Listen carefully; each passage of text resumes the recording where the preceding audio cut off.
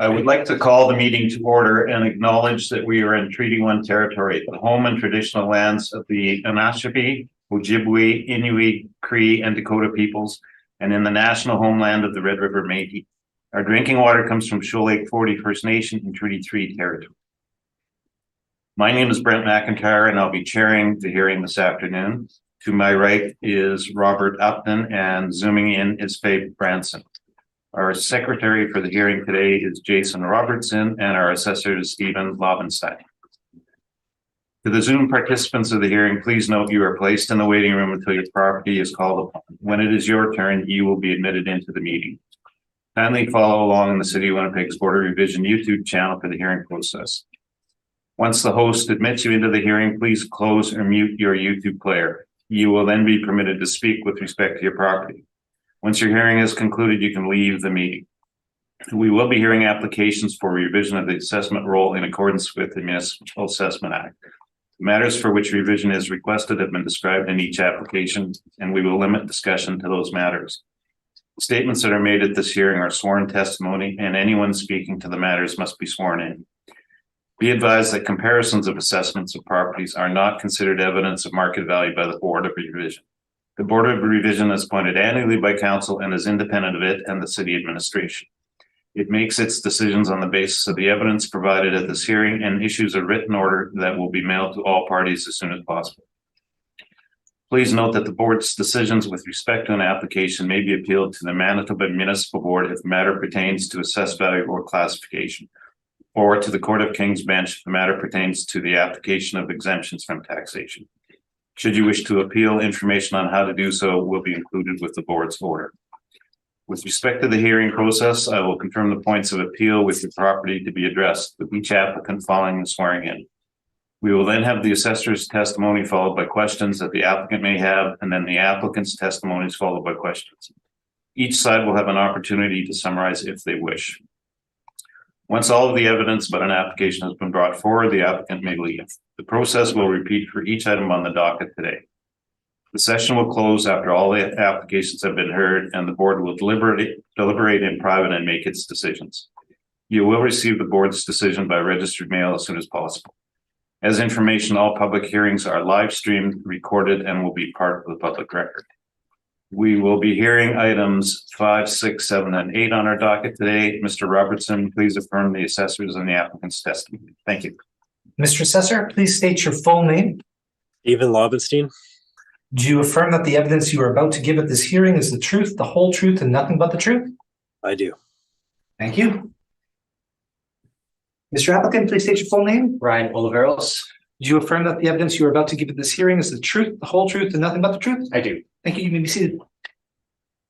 Thank you. The first item on the docket today is 644 Aaron Street. And are there any preliminary issues with this, either party? No. I don't believe so. No. Okay, Stephen, you can proceed with your presentation. Okay. The roll number is 130-111-42100. 644 Aaron Street. The assessed value is a split class code, so there is an apartment on the second floor, and the main floor is considered industrial. So the apartment has an assessed value of $95,000, and the industrial portion has an assessed value of $401,000. A total assessed value of $496,000. So there's one building, there's 3 premises, it has 2 stories. The actual year and the effective year built is 1975. The industrial portion has a wall height of 15 feet. The zoning is M1. And the land area is 4,941 square feet. The gross floor area is 4,306 square feet, and we have a leasable area of 3,300 square feet for a land to plan of 1.48. Moving on to my page 3, you just get an idea of where it's located on Aaron. It's fairly close to Portage Avenue, kind of between Portage and St. Matthews. And then Wall, it's also near Wall Street as well. And then page 3, you get an overhead look at the subject property. And page 4, you can get a rear view look of the overhead doors. There's a back lane, obviously, by property, and there's street parking in front of it, as you can see on page 4. And you can see there's a second story. That's where the apartment would be. Again, and page 5 just gives you a street view as well. You can see the 2 separate entrances for the two premises on the main floor. And I believe the one on the far right there, that's also would enter into the apartment as well.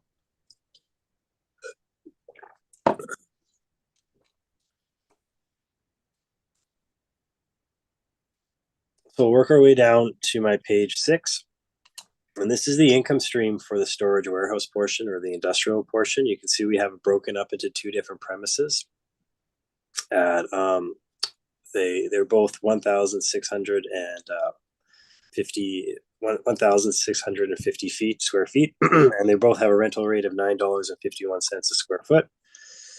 The vacancy we're applying is 6.5%. We're applying our 3% expenses and a shortfall of $3.85 a square foot to get our net operating income of $27,638.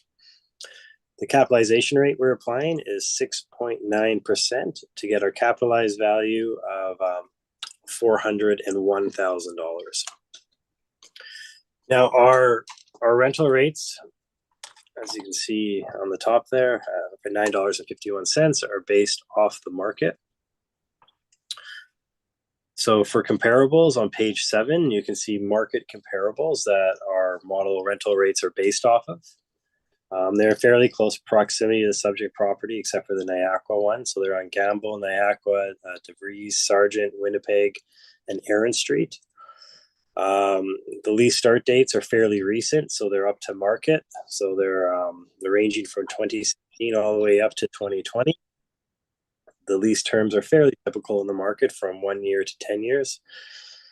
And the leased areas are somewhat close to the leasable areas, ranging from 1,771 square feet all the way up to 3,375 square feet. You can see the wall heights are fairly similar to the subject property, ranging from 12 feet to 18 feet. And the effective year builds range from, 1967 all the way up to 2008. And the rental rates range from $9.12 a square foot all the way up to $12 a square foot. So these are the market rental rates that our model is based off of. To page 8, you can see the income for the apartment portion. We are applying $733 as a monthly rent for the suite to get your gross income of $8,804. We're applying a vacancy loss of 3.2%. Expenses are at 52.79%, and the overall capitalization rate is 4.25%. And this gives us a capitalized value of $95,000. Excuse me. Again, our rental rates are based off the market for apartments as well. So page 9 just shows some rental rates in the market. There's 5 of them. They have a similar year built to the subject property, ranging from 1950 all the way up to 1984. Similar gross floor areas, ranging from 4,000 square feet. 3,730 square feet all the way to 4,608 square feet. And the average rents range between $648 up to $871. Excuse me. Just on page 10, you can see sort of our 2 income streams, the summary of them when they're put together.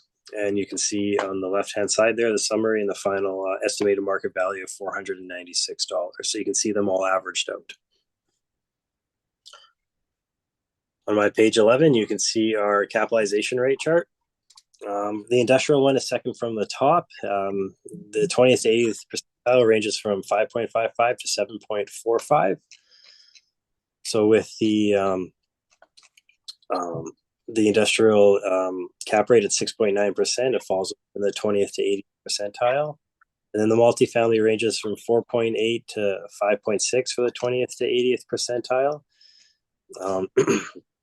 So I guess this one's on the smaller side. So at 4.25, it's kind of just outside the 20th percentile range. There is a mailer on page 13. Unfortunately, it wasn't put in properly. So if you want to rotate it, you can. You can see these are gross rents that they're applying here. So we don't use these in our model because they're not net rents. They filled out on page 15. They've marked off gross income type is income type is gross. They show their expenses as well. So we feel that the value of $496,000 is fair and equitable and should be confirmed. Thank you. Thank you very much. Ryan, any questions? I do. Thank you, Mr. Chair. Mr. Lobenstein, are you aware that the subject building, it's not a full story or a full 2 stories? I have not inspected this myself. The last time it was inspected was in March of 2018, and they didn't note that in their notes. I'm going to suggest to you that it is actually a part 1 story, part 2 story building. The rear is actually the industrial warehouse portion, which spans the entire wall height. Yeah, I can see that on my page 4 where it ended up. Yeah. Okay. All right. And the land to plan area, I understand that no, you're not going to get any large trucks on this property, but the land to plan area of 1.4, would you agree that that is small? I would say it's typical for the area. I mean, overall, it's small. Yes, I mean they have to come in the back lane to get their trucks in. But if you've driven down Erin or Wall Street or even the back lane, all these properties have this issue there. So, which is why, similar to there's quite a few of my rental comparables on Erin or on Winnipeg Ave, Sargent, which all have pretty tight areas to turn trucks or the turn radius for trucks. Okay, let's just visit your comps quickly here then. 1389 Niagara, that comp has a 9.2 land to building, does it not? Yeah, I believe it does. It's the furthest one out. I wouldn't be relying on that one. Okay, let's 1856 DeVries also, it has a 4.96 land to building. Yeah, that's pretty typical for industrial buildings. Okay. But those rents would have to be, we'd have to make a deduction in those rents, considering the fact that the subject property is only 1.48. I understand that it's out of the area, but.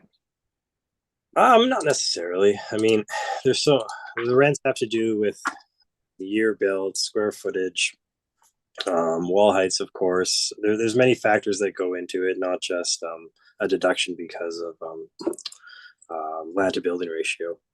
But I mean, I don't disagree that it is a low land to building ratio.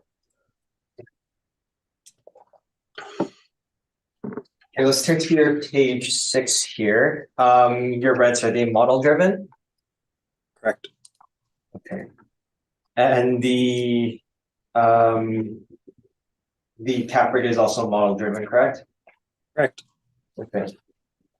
Have you had a chance to review the income and expense mailers for the subject property, say dating back to 2018? No, I just have the ones that I've supplied. Okay. You're aware that the rents for the property, they haven't exactly changed much since 2018, or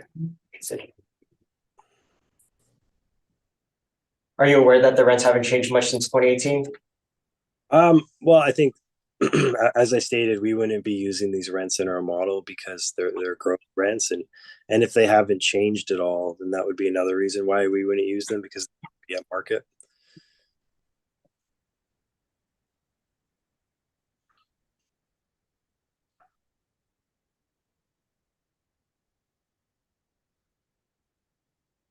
Those are all my questions. Thank you. Thank you.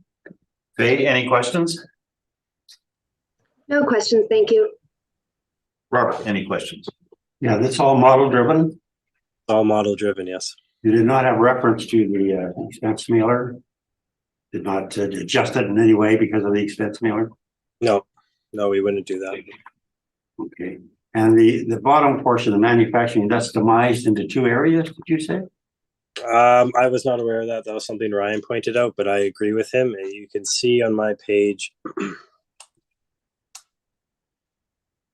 it's not the best picture, but on my page 4, if you look from the rear part, you can see there's almost a separation, like the front part's higher than the back part. So the back part would be the industrial part of it.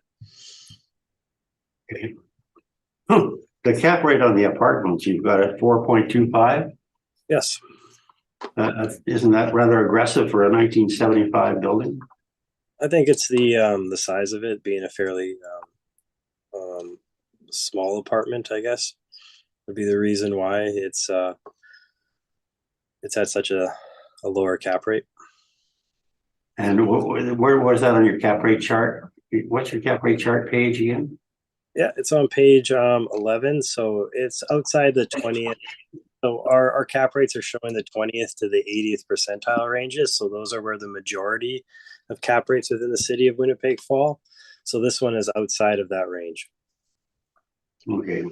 Well, this would be, as an apartment, this would be alone in its area sort of thing. There wouldn't be many apartments in that district, right? Not to my knowledge, no. I'm not aware of too many apartments in this area. I guess there would be there'd be quite a few along Portage, which it's not too far from Portage, I guess. So. Okay, thank you. Thank you, and I have no questions. So Ryan, you can proceed. Thank you, Mr. Chair. Okay, so the subject property at 344 Aaron Street, the roll number is 13-0111422100, file number 22-1384. We are asking the board to reduce the assessed value for this property for the class code 60 portion to 269,000 and 70,000 for the residential portion. Going on to page 4 of my brief here, I've just stated that I did inspect this property approximately just over 2 years ago now. To my knowledge, there hasn't been any significant improvements. Going on to page 6, you can see an aerial photo of the subject as well as a photo of the exterior. Due to the proprietary equipment in the industrial areas, actually wasn't able to provide the photos here. They had actually asked me back then to keep the photos out of the brief for those reasons. So that's the reason why I haven't included any interior photos today. The residential portion, I just haven't included that as well. So the subject property, again, it's at 644 Aaron Street, going on to page 7 of my evidence here. It is a 1+2 two-story masonry building used for industrial purposes on the main floor and residential on the second floor. So we do find that very atypical of an industrial property to have a residential second floor. It's located on the west side of Aaron Street between Wolliver Avenue to the north and Portage Avenue to the south. The subject building was constructed in 1975 with a main floor area of 3,333 square feet and consists of 2 industrial units. The second floor is 973 square feet and has 1 residential unit. The wall height is reportedly 15 feet. The subject site, it's rectangular in shape, and according to the city's records, it is 4,941 square feet with a land to building ratio of 1.48 to 1. So in my analysis of the property, I did try to do an apples to apples comparison to make sure I included lease comparables that are close, that do have the same or close to the same land to building ratio as the subject. So going on to page 12 of my evidence here. So you'll see here that I've stated that these were the leases in place as of the reference date. Now we've netted this out to $7.79 a square foot. The semi-gross rent before those deductions is $11.64 per square foot for each unit. So each of the units are the same size. We deducted $3.85 from that rent. That is because because there's a residential unit, we're not able to break out the expenses between the three. So we've used the city shortfall rate here of 385 to arrive at that $7.79 a square foot. Now, before I go on to my lease comparables here, I do want to make note, if you flip to the last page of my evidence here.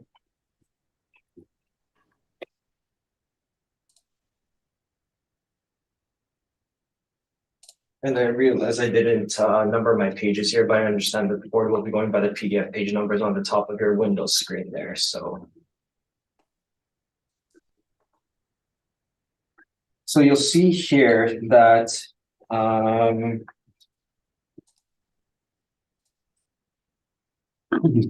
the lease for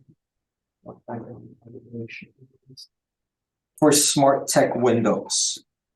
So the leased area, 1,650 square feet, monthly rent, 1,600 at the start of the lease. Then I believe it stepped up to, that looks like $1,680 per month. Sorry, it was $1,600 per month and then $1,680 per month. If we then flip to page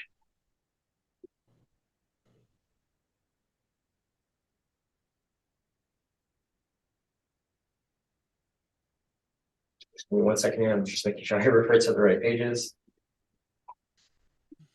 Page 26 of my brief. So going back to that same unit, 646, we see here that Porch Trading was leasing this unit at $1,850 per month. However, they broke their lease and vacated on May 31st. I believe that was in 2020. And then a new lease was negotiated with Purify Enviro Group on September 1st to 20th at the same rate that it was in 2018 for that last tenant in 2018. So looking at that here, we don't see the lease rate changing much for this property. So what I did here was to show that these rents that I've applied here on page, going back to page 12 of 779 are fair. I have found 8 lease comparables here. The effective ages for this property range from 1972 to 1980, so it's similar to the subject. They are all multi-tenant properties with total leasable areas of ranging from 1,411 square feet to 2,152 square feet. You can see here that a number of them were negotiated close to in 2020, close to the reference date.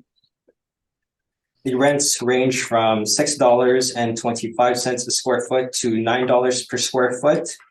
Wall heights ranging from 11 feet to 22 feet. The line to building ratios are actually greater than the subject property, and they range from 2.33 to 8.92. So we can sort of see what tier of quality, should I say, that the subject property lies in. So based on these lease comparables, we've applied, again, a rate of $7.79 per square foot overall, and that has resulted in annual rent of $25,695. Shortfall rate, we don't disagree with the city. We've applied $3.85 a square foot. For the non-recovered expenses, we've applied 7%. And this includes a 2% allowance for structural reserve and a 5% stabilized allowance for non-recoverable expenses. For the cap rate here, so I provided my cap rate comparables here. The cap rate comparables range from 6.5 to 9.16. And for the subject property, it's a smaller property. We don't see it as an investment grade property. We know that if one tenant leaves the property, whether that be more so with the industrial tenants, we're leaving the property almost, let's say, between 35 to 40% vacant. So we've applied a cap rate of 8% based on our cap rate study. So this brings us to a value for the industrial portion of the subject. Going to the valuation somewhere on page 15 of my brief of $269,000.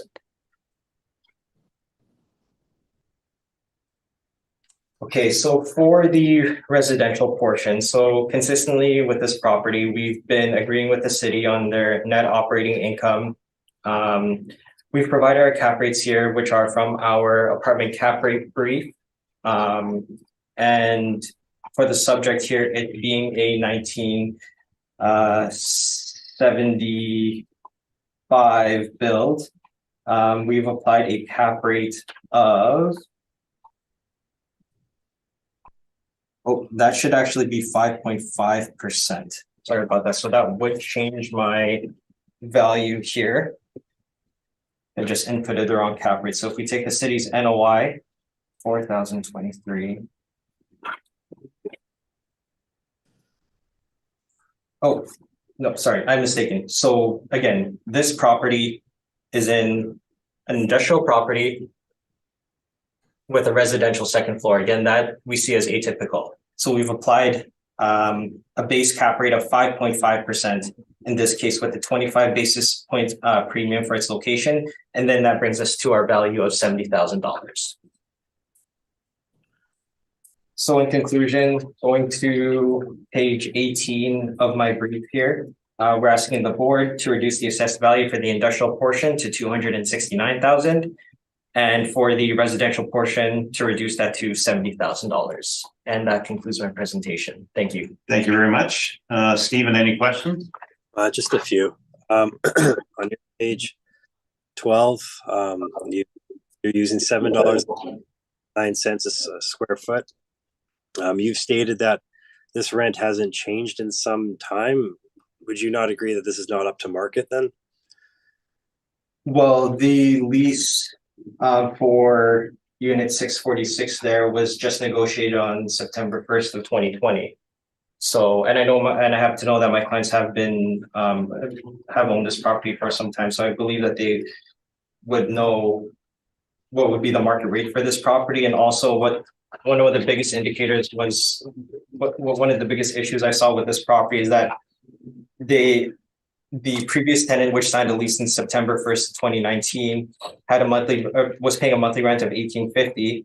And then again, a new tenant came in on September 1st of 2020 and signed a lease at a lower rate. I'm So just that's looking. indicating to me that it can't be any higher than what they're getting right now. Okay. And for your capitalization rate, you're using 8%, but in your study, you only have 1/8% at, I think it says, sorry, my eyes, 9.16%. But this building is 32,000 square feet. How is that all comparable to the subject property? Yeah, so these were the range of cap rate comparables that we had found. I understand that cap rate there, 9.16% is much larger than the subject. But again, considering the fact that there's only 3 tenants of this property, you're going to be paying for vacancy. You're going to be paying for a vacant unit, which again, I'm estimating here is throwing a ballpark figure between 35 to 40% vacant if one tenant leaves. 8% seems fair. This wouldn't be considered a Class A or Class B industrial property, so we have classified as a non-investment grade here, which we have as 8%. So, okay, those are all my questions. Thank you. Faye, any questions? No question. Well, actually, just to clarify, you said you applied the 8% cap rate to the industrial portion and 5.5 to residential. Is that right? 8% for the industrial portion, and apologies that I misspoke earlier. We are applying a cap rate of 5.75% for the residential portion. It was a 5.5% base cap rate with a 25 basis point premium for the fact that it's on top of an industrial property. We do find that very atypical. So, got it. Okay, thank you. That's my only question. Thank you. And then Robert. No, thank you. No questions. I just have one clarification question. So on page 2 of your report, you're showing a class code 20 for the apartment. The assessor is showing a class code 10 for the apartment. Yet on your yes. Yep. So on your page, let me get there.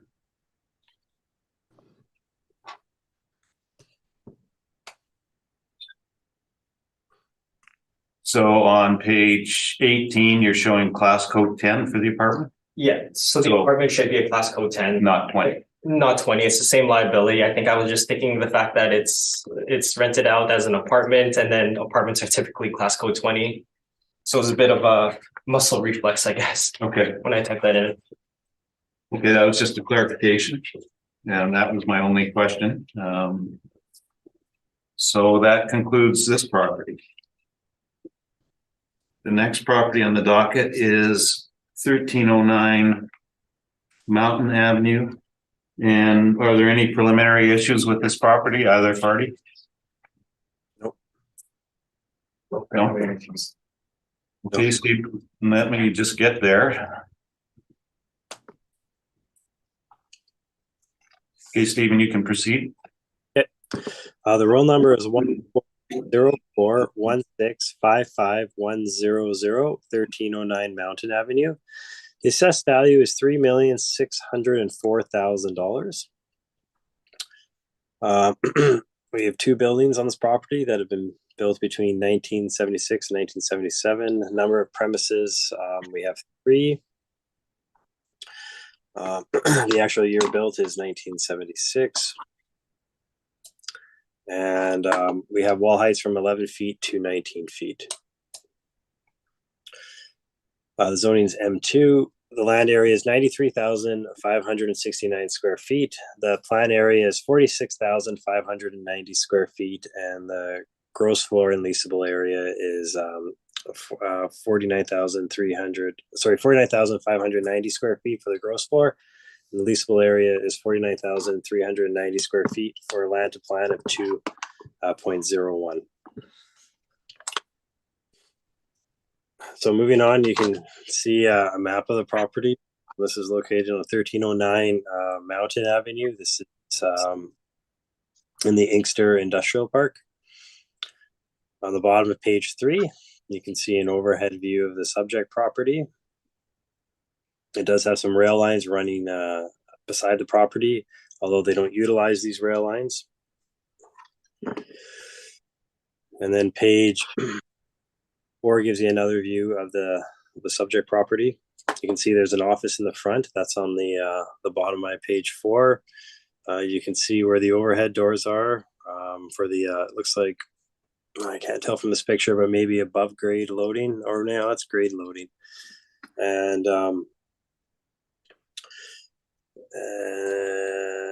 yeah, so moving on to my page 5,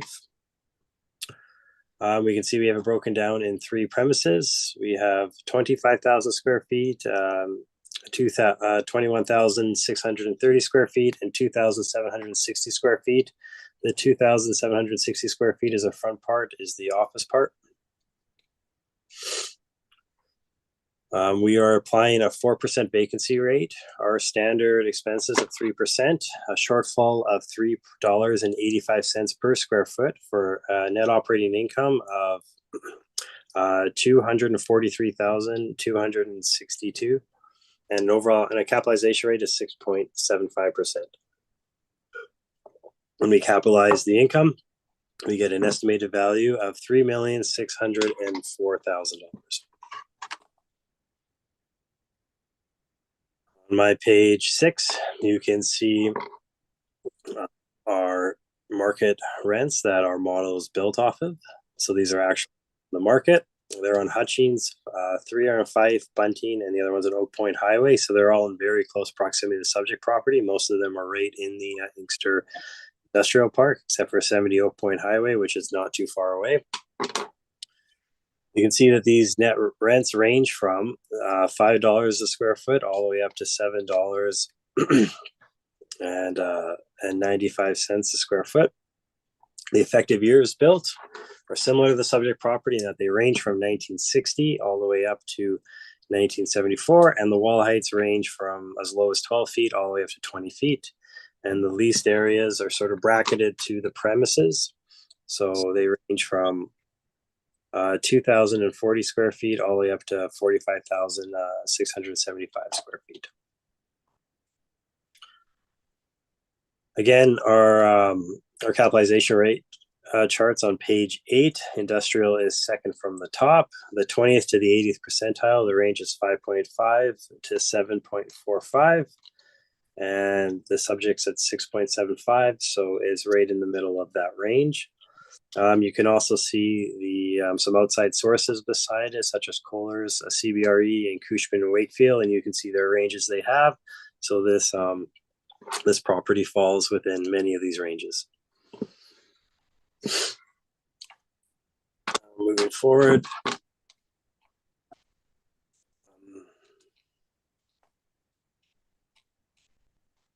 Yeah, I believe, sorry, that's all. So we feel that the assessed value should be confirmed at $3,604,000. Thank you. Thank you very much. Ryan, any questions? Yes, so this is actually just repeat. So I'll ask that these questions be carried forward, but the rents and cap rate for this property, as well as the remaining properties on this docket, they're all they're model driven. I mean, we're just doing this one right now, so yes, the model driven. I'll speak to the other ones when we cover them. Okay. Those are all my questions. Thank you. Thank you. Faye, any questions? No questions. And Robert? No, I don't have any, thank you. Just one question, and then I have to get back. So on page 5, is that the office space, the 2,760 square feet? On page 5, yeah, that's the office space of 2,760 square feet. So And the rest is storage warehouse? That's correct, yes. So in your opinion, would the office have a higher rate, which it appears to have, than the warehouse? I mean, this is how it's broken up this time. Maybe it was being rented out by a separate tenant. I can't find any information on that. Personally, I think it should probably be, if it's being used by one of the tenants, it should be combined into that space, would be my opinion. But you haven't inspected the property? No, I haven't. Okay, that was my only question. Ryan, you can proceed with your presentation. Thank you, Mr. Chair. Okay, so the subject property, 1309 Mountain Avenue, the roll number is, sorry, this isn't there. The roll number, the assessor had that correct, is 14041655100. There's a certain button that I forgot to press so that this page would update. File number 22-1404. Going on to page 2 of my brief, we're asking that the assessed value for this property be reduced from $3,604,000 to $2,241,000. So I did inspect this property on September 14th of 2020. And I am actually going to speak of the physical condition of the subject later in my presentation here. So I'm just going to move on to page 6 of my evidence. So you can see here that I provided an aerial snapshot of the subject property. It's marked by that red location marker there. There is a further aerial shot on page 7 of my evidence, again marked by the red location marker. We have an exterior shot of the subject property. And going on to page 8 of my evidence here. So again, this property is at 1309 Mountain Avenue and is best described as an industrial light manufacturing warehouse building. The property is located in the Inkster Industrial Park on the north side of Mountain Avenue, just east of Fife Street. The masonry wall structure was constructed in 1976 and has a gross floor area of approximately 49,590 square feet. The building is divided into 3 spaces. This is old and was from another brief, so I just asked that you ignore that actually, my apologies. The wall heights. Which part of the brief? So it says here the building is divided into 3 spaces. So it says here 2-story, 5,000 square foot office, the main floor of which is leased and the second floor is owner occupied. Actually didn't enter this part of the building, I believe. So sorry, this portion is correct because the main floor is an office space that is leased by Boss Securities and the upper floor is owner occupied, so that is correct.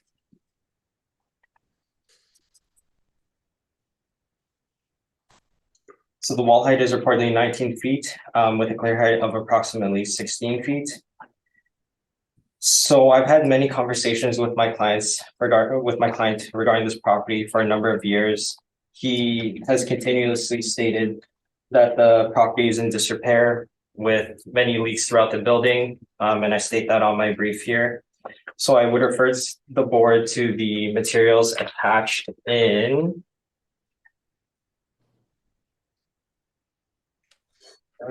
page 21 of my brief. So you can see here that the cost to repair the roof that my client, from the quote that my clients provided me. So for section A, we're looking at a cost of 100. Page 21, you said? Page 21, yes.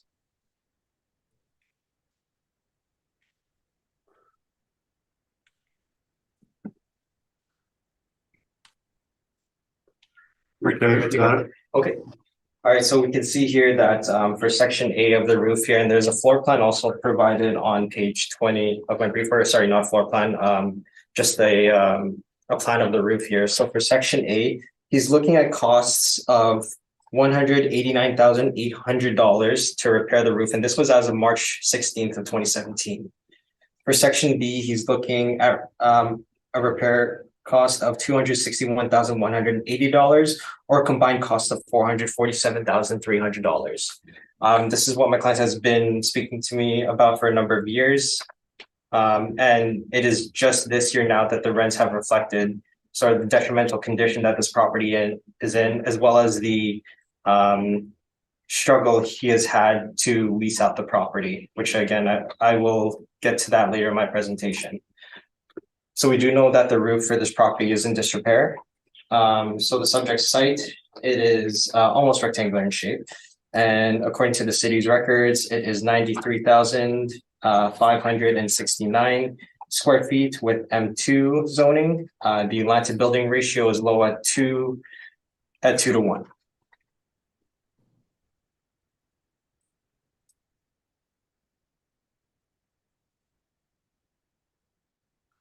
So going on to page 12 of my evidence. So I provided the actual leases in place for the property and their supporting documents near the back of my brief, which I will speak to. But essentially the first floor here, or sorry, the first floor main office is 3,300 square feet as reported by my client. We're looking at a net market rent of $6.89 per square foot. So now these were gross leases. And we deducted again the shortfall rate of $3.85 per square foot. This property is partially owner occupied. The unit here, 21,840 square feet here, currently leased by Manitoba Cooperative Honey. The net rent works out to $3.97 a square foot. So based on the lease for Manitoba Cooperative Honey, I've applied a rent for the subject of $4 per square foot. The unit for Manitoba Cooperative Honey, that is the unit that my client has had very, very high turnover on. You can see that's almost 50% of the building here. So to show you, if you flip onto page 33 of my evidence, we can see here. Okay, just give us a second. Oh, yep. 3.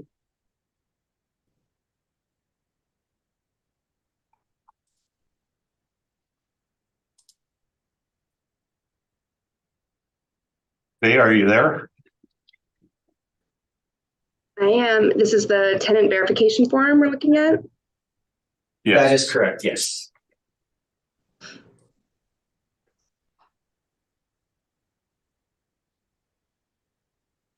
Ready when you are. Just up, Robert. 33? Yes. Okay, got it. Got it rotated.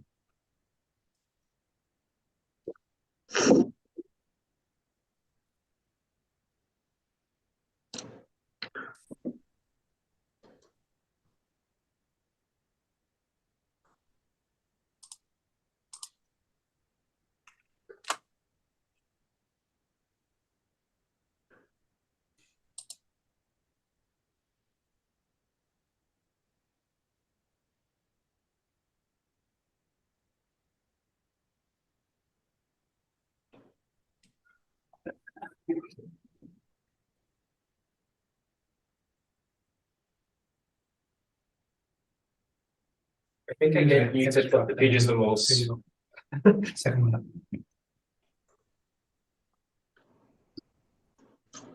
One over. Shift. Just shift your mouse. Purpose. Go back out here because you lost your view. One. Okay, that was on Click mute. on one. Yeah. Just slide down, don't click. Slide down one Oh, to the top. One up. Yeah. And then one over. which is where I was. Yeah, and you just keep clicking it till you get it. Then same There thing, you go, keep doing it. yeah. Because it'll only do it half, 90-degree turn. There you go. My laptop at home does it Automatically. automatic. I think it's with Mr. McIntyre that I'm always getting the board to flip through so many pages. All right, so we're all on page 33. Yes. Yes. Okay, so we can see here, the unit that I was speaking of, it's changed leasable areas, but we can see that Iron Mountain had leased property from 2011 to 2016. And then after that, or 21,630 square feet, so it is equal. Might were just playing little tricks on me there. But then look here on Phone Pack, they signed a short-term lease again. So we have turnover there. So that's 2 tenants now since 2016. If we go on to page 32 of my evidence, we can see, and if the board can let me know what's around page 32 actually.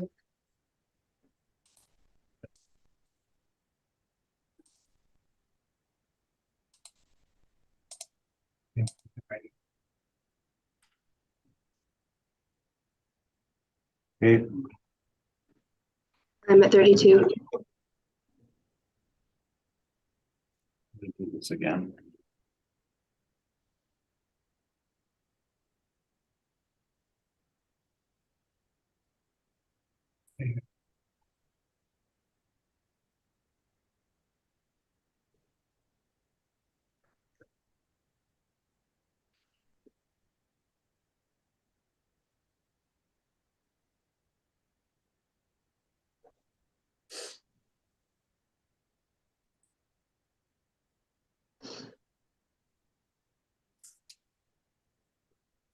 Okay, Okay.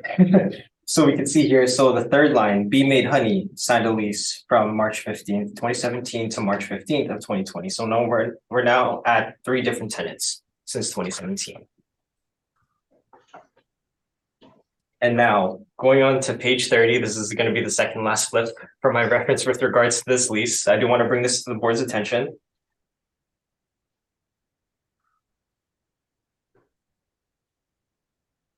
okay, Okay, we can see here, the current tenant is Manitoba Cooperative Honey, that signed the lease from 2020 to 2022. So that is 4 tenants, 4 different tenants within the last within 4 years here, from 2016 to 2020. I do believe that any investor or anybody purchasing this building would see that as alarming. My client has also mentioned to me that because of the low clear heights of this property, he is having trouble keeping tenants at this property. So we need to consider that as a potential risk for the subject. Going back to the main portion of my brief here now.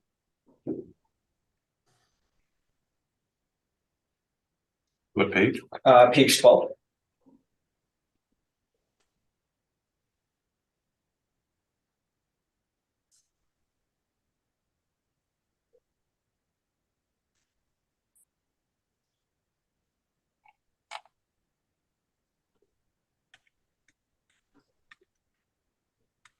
It's further up. Robert.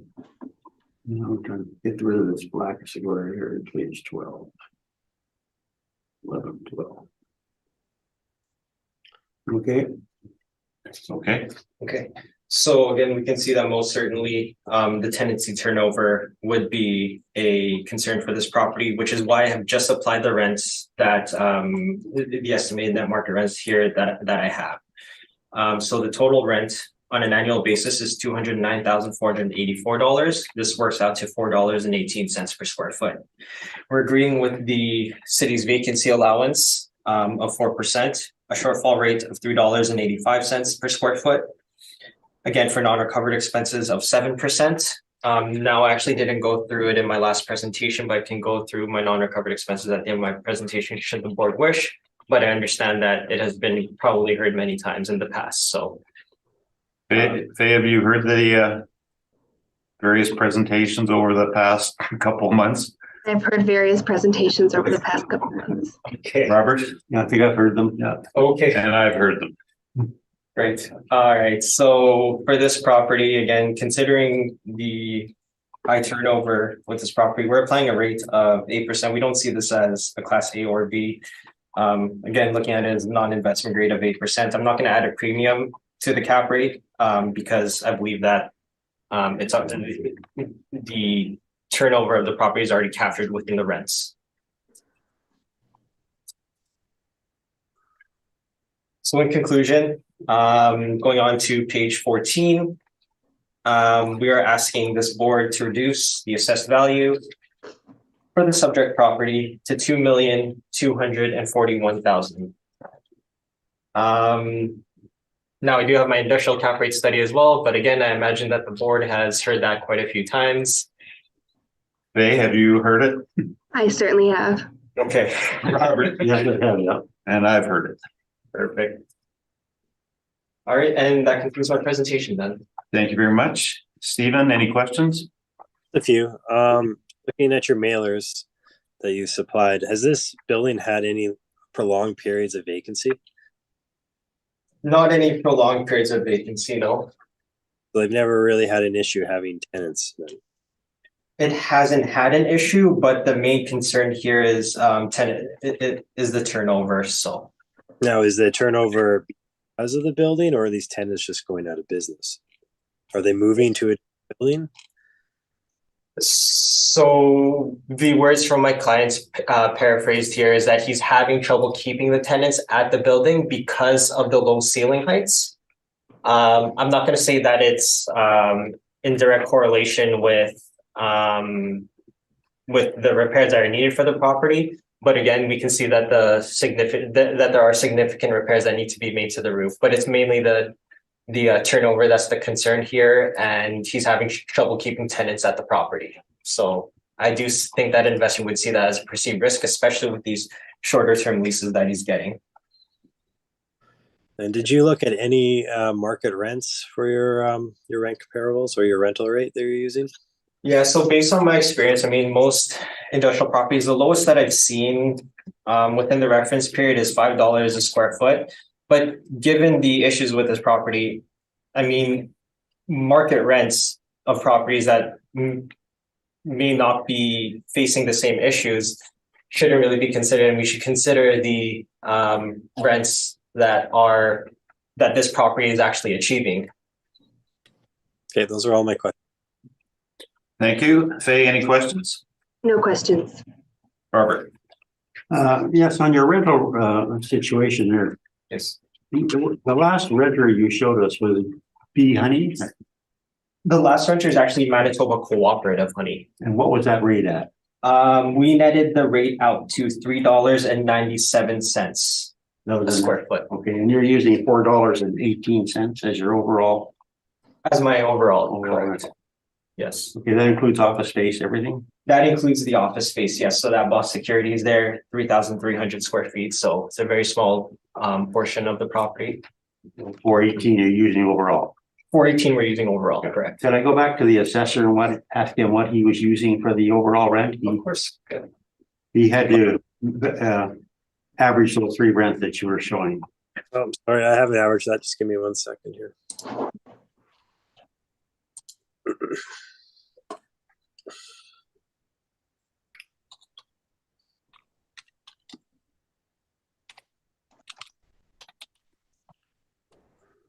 much. We have $5.45 for the overall average. Okay, thanks very much. Thank you. This is back to Ryan. Is that the original roof on that building? You know, I did not ask that question. I just know of the repairs that are needed on it. Well, based on the estimate, which was done in 2017. We would assume that it is the original. So is it leaking? It is leaking. I only inspected it in the summer, but my client did say that there's many leaks throughout the property, so. Okay, that was my only question. So that concludes this property.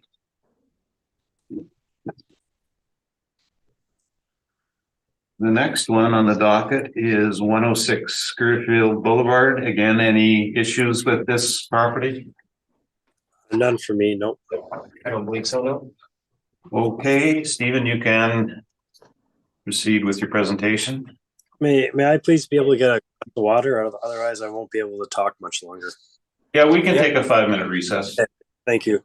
I'll just get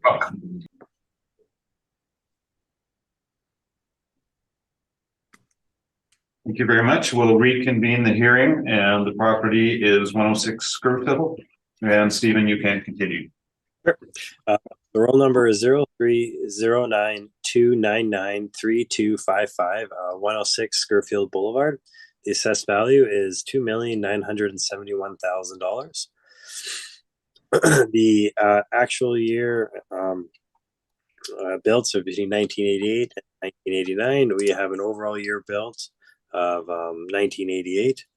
The wall height ranges from 17 feet to 18 feet, and the zoning's M2. The land area is 58,802 square feet. The gross floor area is 23,240 square feet, and there's a leasable area of 21,405 square feet for a land to plan of 2.72. Moving on my page 3, you can see where the property is located on Scurfield Boulevard. The red dot, I know there's a lot of different dots there, but it's the red dot on the map. It's close to Bishop Grandin and Waverly. Moving down, you can see an overhead view of the subject property. You can see that there are 3 separate access points to the subject property.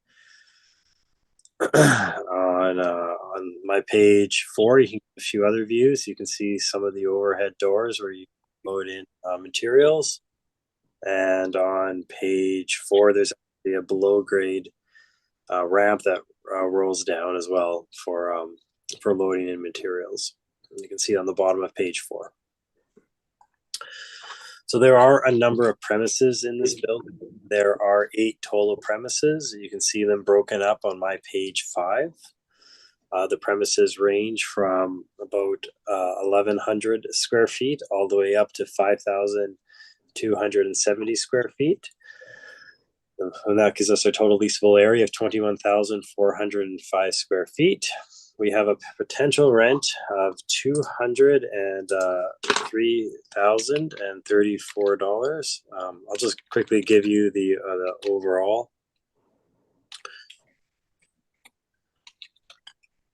It's $9.49 a square foot, rounded up, for the overall or the blended rent. We're applying a 3.5% vacancy, expenses of 3%, and our shortfall of $3.85 per square foot. And we have a capitalization rate of 6.3% for this property.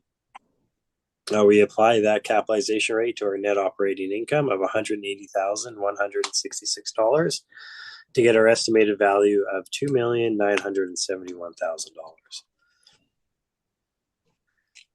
On my page 6 are our market rent comparables. These are market rents. Our model is based off market rents such as these. So we're looking for properties that are similar in size, age, and location. property and wall height as well. So we can see that many of the comparables are on Scurfield, Nature Parkway, Commerce Drive, Murray Park, Fennel, Waverly, and Clarence. Most of those are in close proximity to the subject property. The lease terms, the leased areas are similar to the leasable areas of the premises. So again, they range from about 1,400 square feet all the way up to 5,000 square feet. The wall heights are similar to the subject property, ranging from a low of 12 feet all the way up to a high of 21 feet. And the effective year builds range from 1977 all the way up to 2008. And again, the rents are similar to the premises in that they range $7.40 a square foot all the way up to $11.50 a square foot. Onto my page 8 is the capitalization rate chart. Again, the industrial is second from the top, the 20th to 80th percentile. The range is 5.55 to 7.45. And in this instance, we're using a 6.3, so this falls right in that range for capitalization rates. And a 6.3 is very similar to the outside sources, which we have showing there, which range from 6.75 for Kohlers, 5.75 to 6.5 for CBRE, and 6 to 6.5 for Cushman and Wakefield.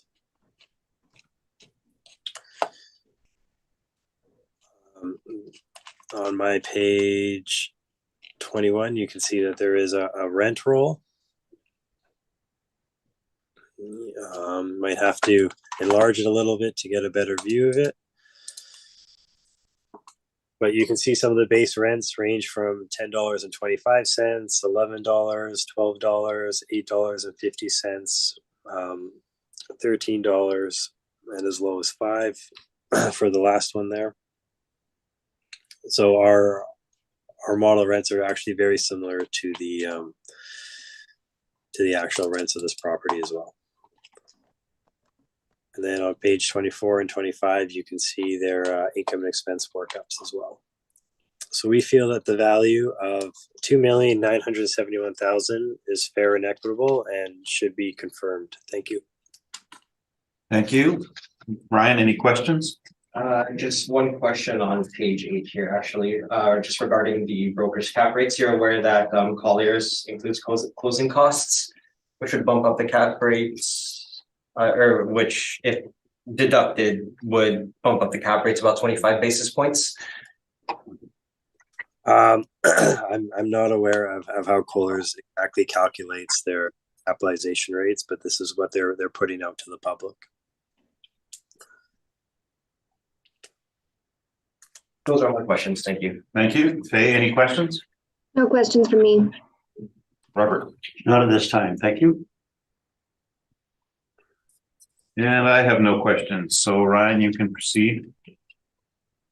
Thank you, Mr. Chair.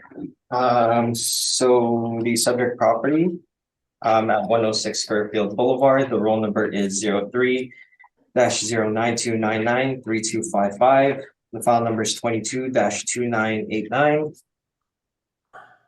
We're asking the board to reduce the assessed value for this property from $2,971,000 to $2,489,000.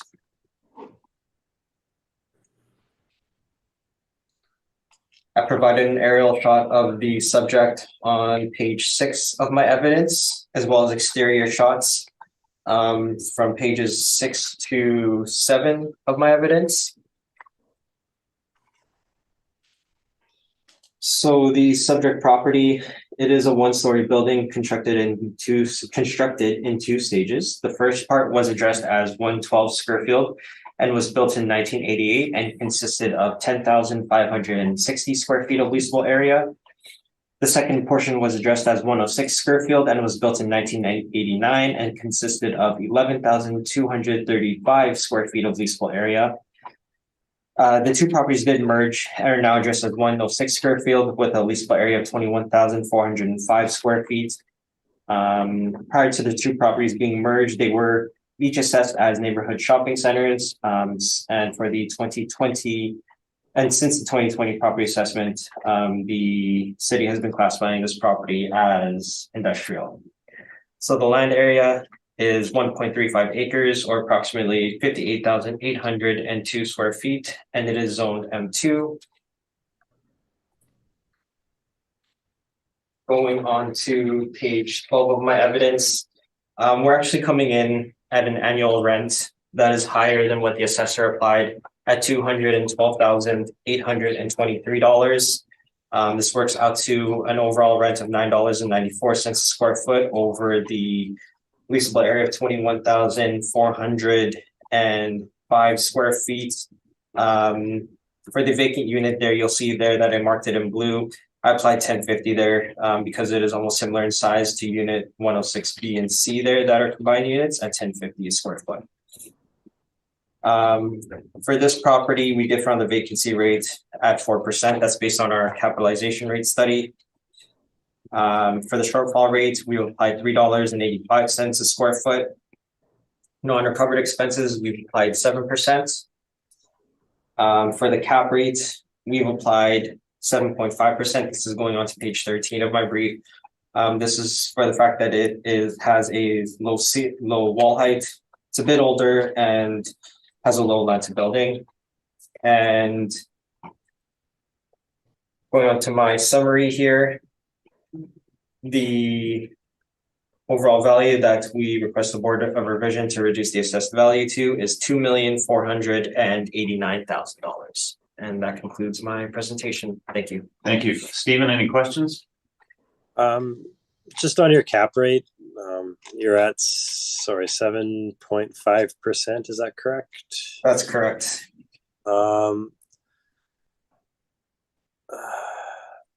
Actually, sorry, I don't have any questions on that. Thank you. Thank you. Faye, any questions? No questions. And Robert? Now, where did you derive your cap rate from? So we've classified it as a B grade investment property. You're at the cap rate chart, are you? On the cap rate chart on page 13. 13 is the cap rate chart? Just let me get to that.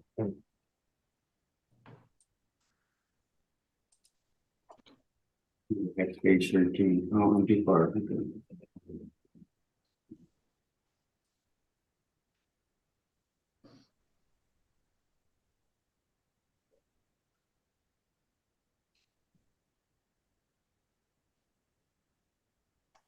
Keep getting there.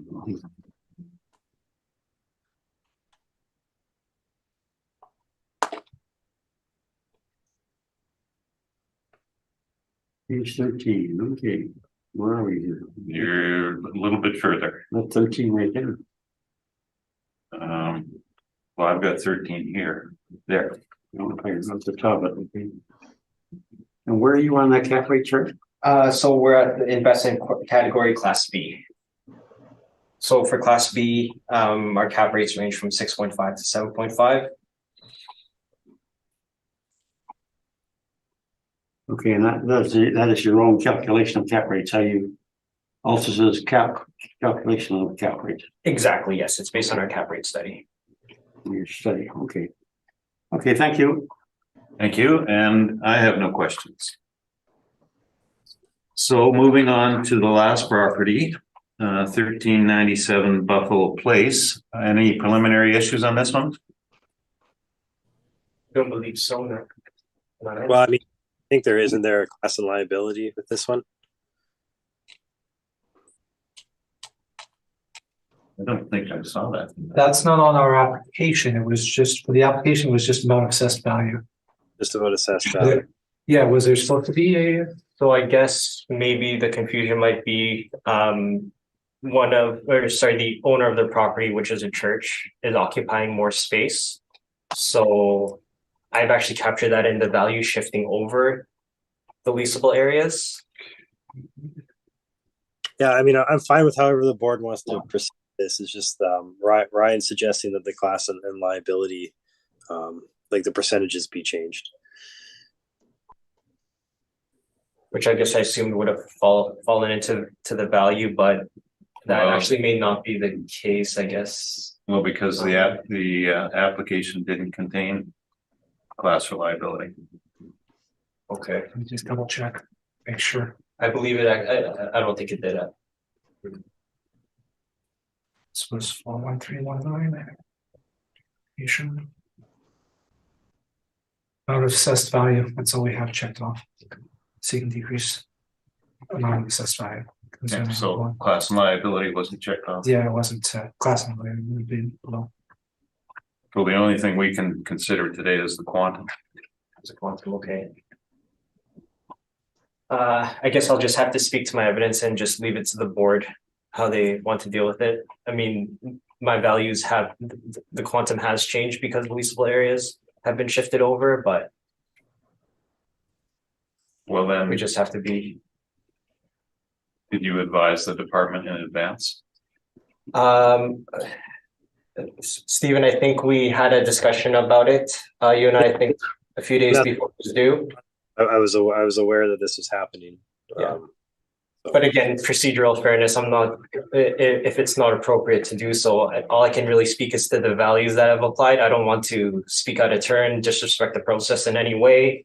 So We'll take a 5-minute recess to discuss this. okay. We'll reconvene the hearing this afternoon. The board has reviewed the issues with respect to the agent not filing for liability or classification. So the board will proceed with the hearing on quantum only. Stephen, did you get that? Yeah, I got that. Okay. So there are no preliminary issues on this file. And Stephen, you can proceed with your brief. Okay. So the roll number is 030930032335, 1397 Buffalo Place. This is an interesting property. As you can see below, there is 3 different classifications and a combination of classifications and liabilities for this property due to a church being located or owning this property. So we see 3 different assessed values. We have an assessed value of $6,534,000. The classification is 40 institutional, and this is the exempt portion. This is the church portion. We then have an assessed value of $4,996,000. This is the classification of 60 other, and it's taxable. This is the the industrial portion of the property. And then we have another assessed value of $1,200,000, which is 40 institutional property, and it's taxable. And this is actually some excess land value that we have for the subject property, for a total assessed value of $12,730,000. So when looking at this building, we can see the effective years built range from 1974 to 1978. The wall heights range from 12 feet to 22 feet. The zoning's M2. The land area is 1,552 square feet. The gross floor area is 186,925 square feet, and the leasable area is 183,977 square feet, for a land at plan of 3.24. So as we go to my page 3, you can see where the property is located. It's on it's just off McGilvery on Buffalo Place, kind of near Waverly and Pembina as well. Page 3 gives you an overhead view of the property. You can see in the upper portion of the property is sort of where that vacant land is. It also runs parallel the property to the new rapid transit line. On my page 4, you can see some more overhead views of the property. You can see the extensive parking the property has for both the church and the industrial aspect of the property.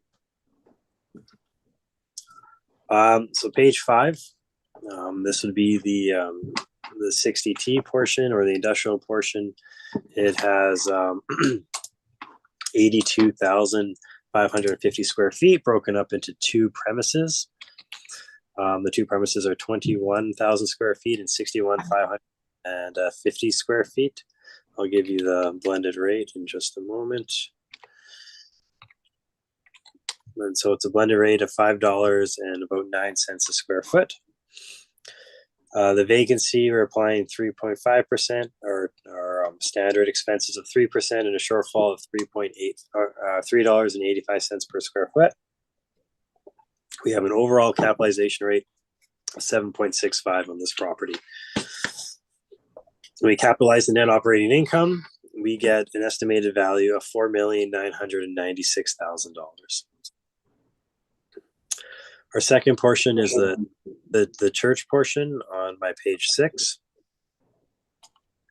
Again, this is the exempted church portion, so it has a blended rate. Also, give me a second here. $5.40 a square foot. It's broken up into 2 premises, as you can see. We're applying a vacancy loss of 3.5%, expenses of 3%, a shortfall of $3.85 a square foot, 7.65% capitalization rate for an estimated value of $6,534,000.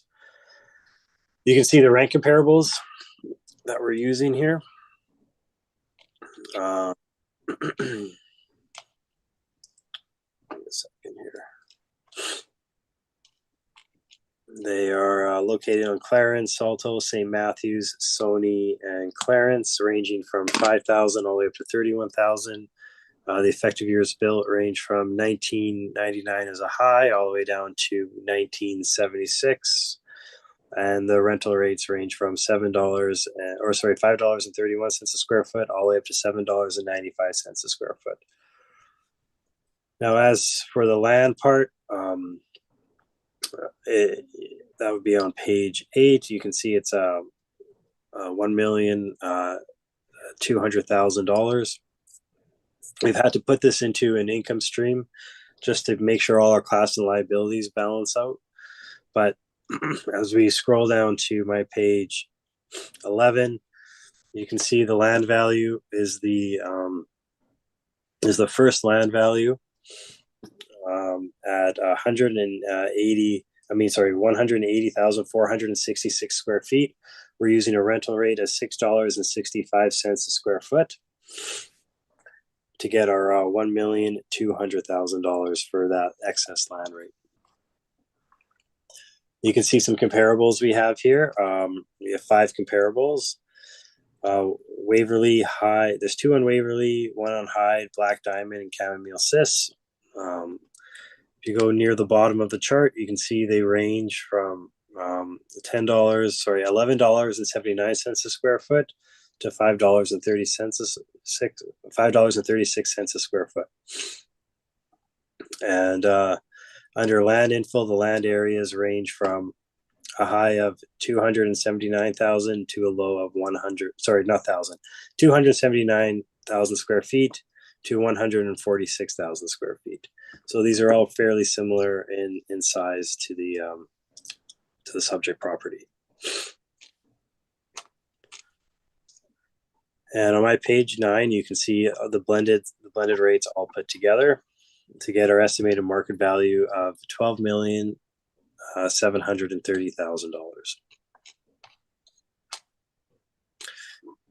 So we feel that this value is fair and should be confirmed at $12,730,000. Thank you. Thank you. And Ryan, any questions? Yes, thank you, Mr. Chair. Mr. Lobenstein, first of all, I just want to apologize for the confusion with the application there, in requesting the liability.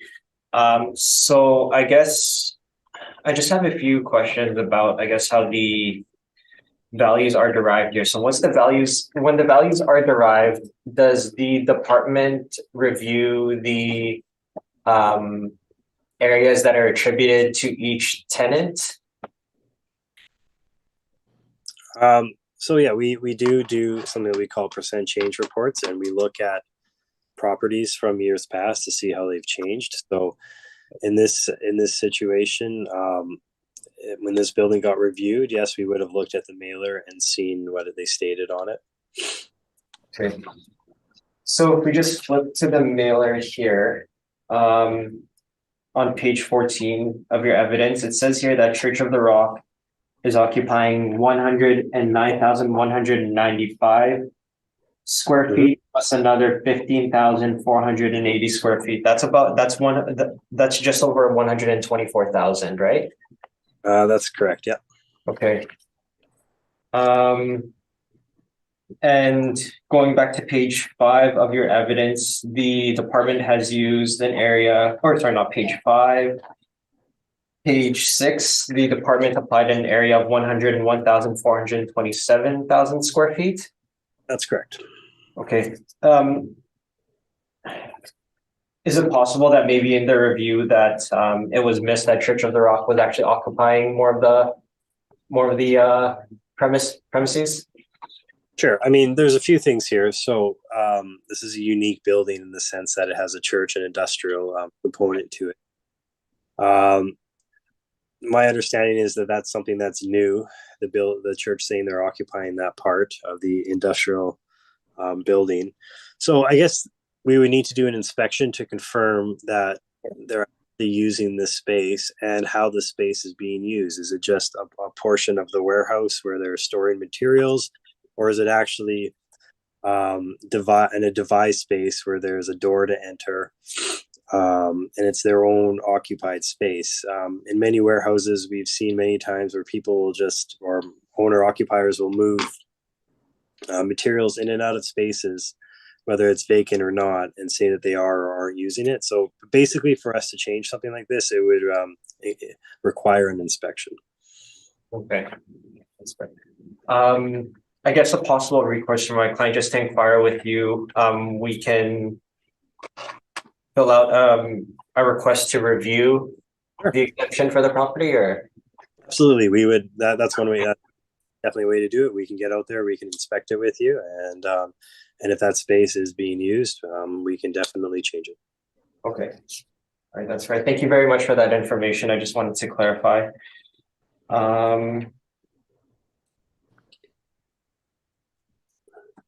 I have no further questions.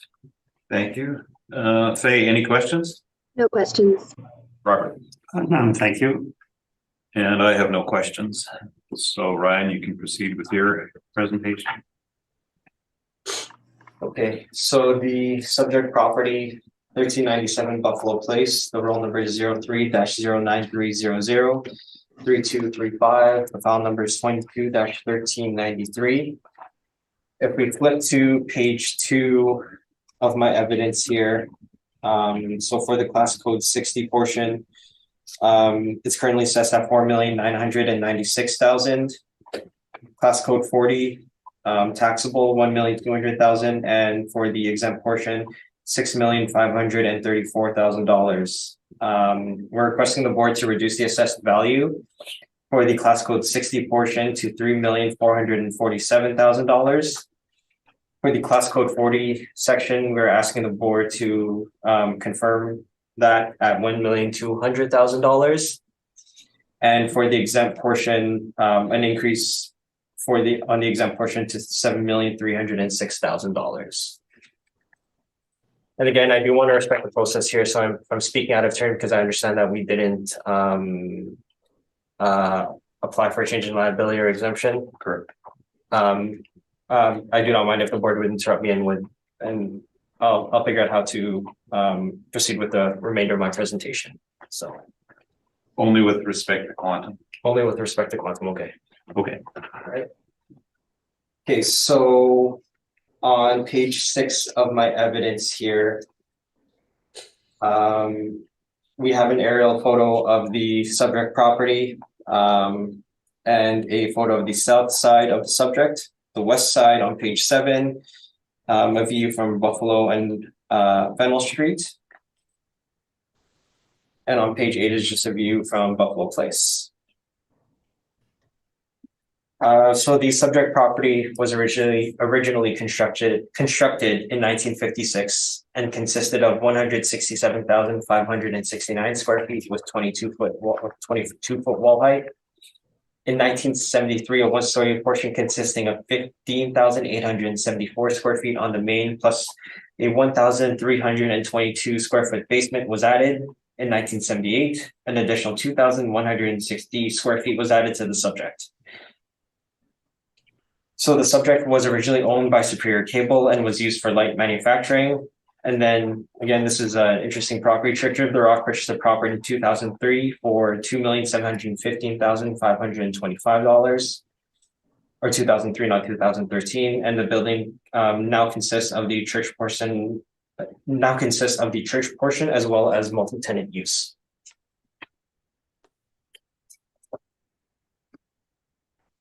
So it's situated on a 32.8 acre site, or approximately 601,552 square feet, and is zoned M2 and is located on the northwest corner of Buffalo and Fennell Street, just north of McGillivray Boulevard.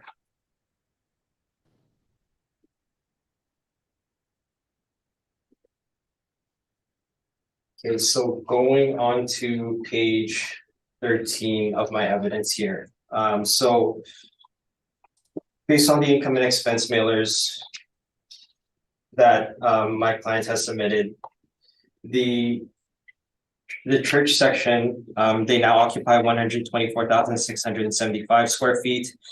We've applied a rate of $5.41 to the 90,258 square foot portion, $5.41 to 15,480 square feet, and $5.52 to the space that they now occupy, 18,937 square feet. So just to say how I got to those leased areas there. So the church, they previously occupied 105,738 square feet of space, but as of 2018, they're now occupying 124,675 square feet of space. The additional 18,937 square feet is used for the warehouse for storage of the church's vehicles and campus trailers, which was previously vacant.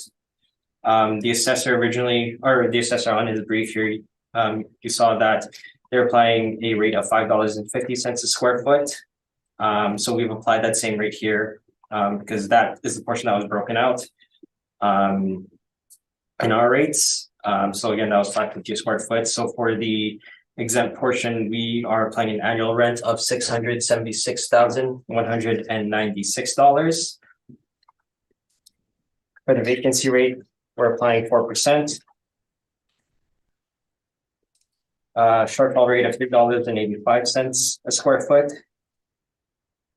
For non-recovery expenses, 7%.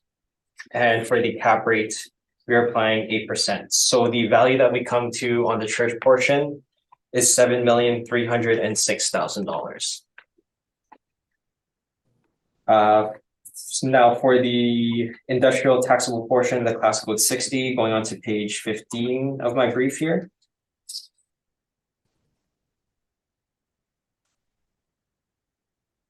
So FXR Factory Racing, they're now occupying 61,674 square feet at a semi-gross rent of $6 per square foot. But we're going to apply the assessor's rental rate of $4.95 per square foot because that lease was semi-gross. Now, since the church is occupying 18,937 square feet of warehouse, the warehouse is left with 2,432 square feet of vacant space. So we'll add this portion to the taxable portion and apply the overall rate that was applied for the 21,000 square feet of $5.50 a square foot. So we're not disagreeing with any of the rental rates that have been applied by the assessor in this case.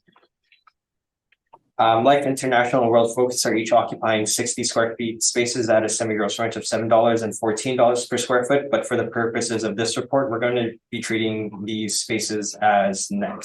They're very small spaces. So I haven't heard of any leases that have 60 square feet. So that's $7 for Life International and $14 for World Focus. That's resulted in an annual rent of $319,922. For an overall rate of $4.98 a square foot. We're applying a vacancy allowance of 4%, shortfall rate of $3.85, non-recovered expenses of 7%. And for this portion as well, we're applying a cap rate of 8%. So we do not disagree with the land rate applied by the assessor. So in my valuation here, this is just for the church portion as well as the industrial portion. So the first distribution warehouse portion, that is for the 60 class code property. And the second portion, the third column here, that is for the church. That's the 40E portion. So in summary, for the church, we've applied a value of 7,306,000. We don't disagree with the land value at the excess land value of 1,200,000. For the industrial portion, we've applied $3,447,000, and this results in a total value of $11,953,000. And that concludes my presentation. Thank you very much. Stephen, any questions? No questions, thank you. And Faye, any questions? No questions, thank you. Robert? No, I don't have any. Thank you.